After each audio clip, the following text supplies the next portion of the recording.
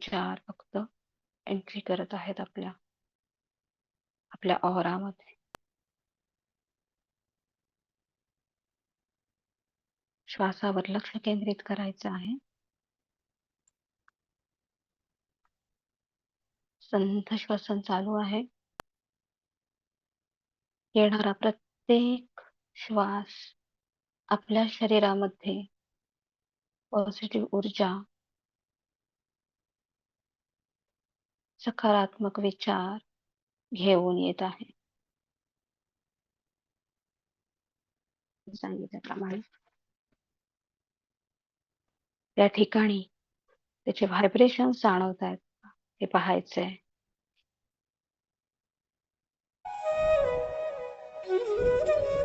या चक्राच्या 6 पाकळ्या म्हणजे प्रतिकात्मक आहेत.